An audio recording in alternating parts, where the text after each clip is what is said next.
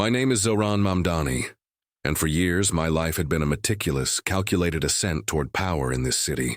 I am a well-known businessman and a sharp politician, a man who built a career on understanding the system's levers, not just its ideals. I had navigated the treacherous waters of real estate law and high finance, which gave me an intimate, almost nauseating familiarity with the ways in which wealth is created and, more often, stolen. My true commitment, the reason I ran for mayor despite already possessing a comfortable life, was not for personal wealth or glory, but because I could no longer stand by and watch this nation's elite treat the public as their easiest mark. The moral rot I saw at the top was systemic, a cancer eating away at the democratic promise of New York. I ran a campaign built on financial strength and a ruthless pragmatism, setting the stage for a confrontation with the ultimate corrupt leader, the figure who had weaponized this decay into a political movement, Donald J. Trump, the true enemy. However, was not local but national, even global. Donald J. Trump, the political archetype of unbridled financial power. Trump was the high-profile builder who viewed the entire country not as a public trust, but as a glittering trophy for unchecked, systematic greed. He was the figure who had perfected corruption, using a vast and expensive network of lawyers, accountants, and appraisers to manipulate financial reality itself, gaming the system long before he ever held office. I understood the architecture of his fraud, because I had seen its blueprints countless times in the world of high-stakes real estate. The only difference with Trump was the sheer breathtaking scale of his audacity. He had treated the financial world, and in turn the public treasury, as his own personal casino, and I was determined to be the house that finally demanded payment. The fight for the mayoralty was brutal, focused less on the usual campaign promises, and more on shifting the public narrative from mundane local issues to the existential national crisis of corruption. While my opponent focused on small-scale city issues like traffic and potholes, necessary, but ultimately distractions, I directed my campaign's powerful resources toward exposing the dark arts of financial scheming practiced by Trump, arguing that the city could never fix its own problems until the vast revenue leaks from tax fraud were plugged. I poured millions into advertising blitzes that used public records and deposition transcripts to showcase Trump's deceitful transactions, aiming to win the seat to gain the platform necessary for the ultimate expose. The mayor's office, I knew, held keys to the city's legal and investigative archives that no private citizen could access. Trump's public defenses were works of calculated deception, delivered through a blizzard of social media noise and rally hyperbole. He masterfully targeted his critics with grand, sweeping, fake promises of economic glory, vowing impossible deregulation and tax cuts, while simultaneously attacking the legal process as a politically motivated witch hunt. These promises were hollow, designed with a singular, cynical goal to grab the seat of power, or at least remain a kingmaker and use the political shield of the presidency to protect his own sprawling business interests and avoid the massive financial penalties he owed to New York State. His strategy was to discredit the truth faster than it could be reported, turning the very concept of objective reality into another partisan battlefield. Despite the overwhelming pressure from the establishment, who desired a quiet, more compliant local politician, my focus and my resources carried the day. I secured the office, an improbable democratic socialist victory that shook the financial capital of the world. The result was a stunning, defiant triumph. I, Zohran Mamdani, the businessman who understood how the rich steal, won the mayoral election. But the victory was only the prelude. My mission had now changed fundamentally, evolving from a political campaign to a cold, systematic confrontation. The fight for the city had become the fight against the nation's greatest and most brazen financial fraud. I had promised accountability, and the time for delivery was at hand. My first act as mayor-elect was not a party or a victory lap. It was a public declaration of war. I organized a massive televised press conference in the cavernous, austere chambers of the municipal building. I flatly refused to spend a single dime of the city's development funds on celebration, denouncing the tradition of lavish inaugural balls. Instead, I stood before a projected exhibit that detailed, in dollar-by-dollar increments, how Trump's financial crimes, the taxes avoided, the loan fees manipulated, had cost the city hundreds of millions in lost revenue over years. The message to the city's financial elite was clear and uncompromising. I am here to confront the giants who take, and I will start with Trump, with the platform of the mayor's office, a position that granted me unprecedented access to city tax records, property assessments, and law enforcement capabilities.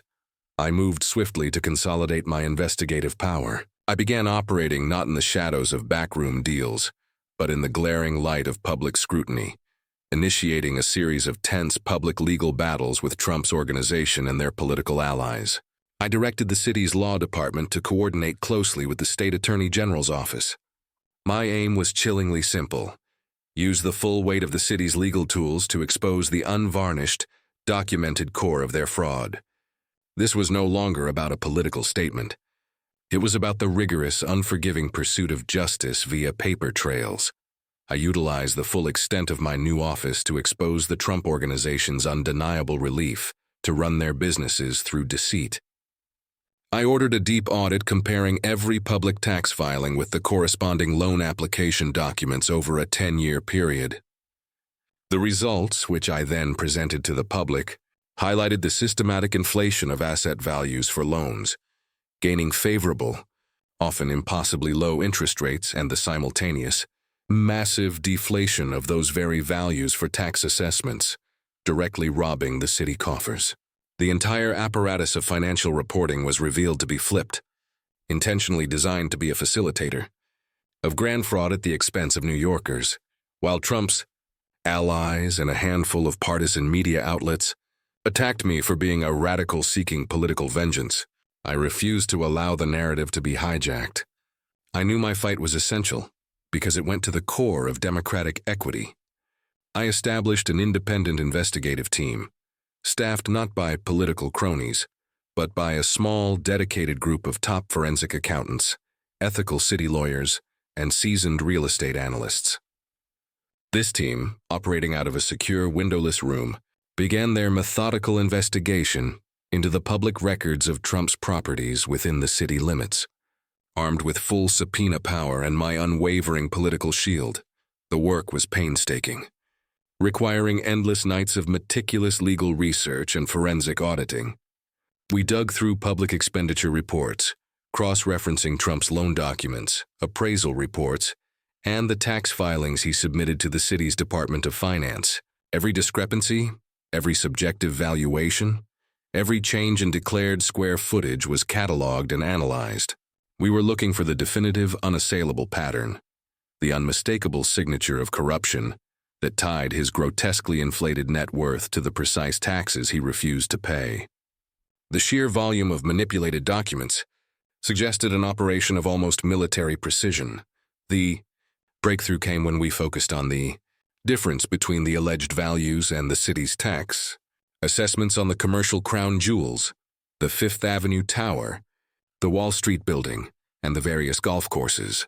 My team created a timeline that proved, beyond a reasonable doubt, that the act of inflating a value for a loan often preceded the act of deflating the value for tax purposes by only a matter of months, demonstrating clear intent. This paper trail confirmed our greatest fear, but also our most solid piece of evidence. The fraud was not an anomaly.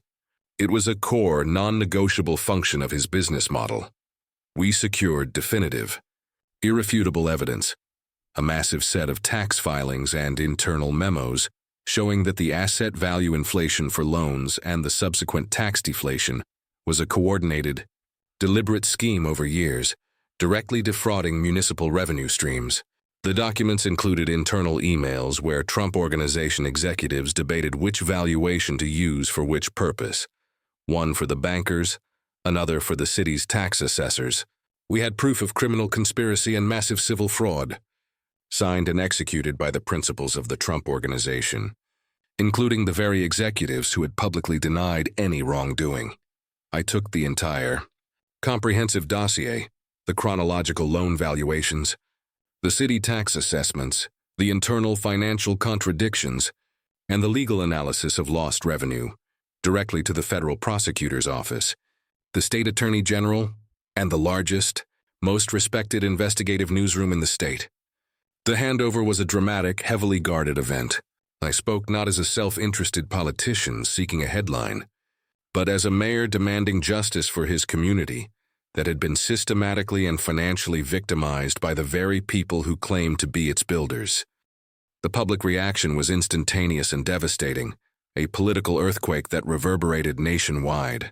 The news reports, fueled by my detailed, irrefutable evidence, obliterated Trump's carefully crafted public image as a savvy billionaire.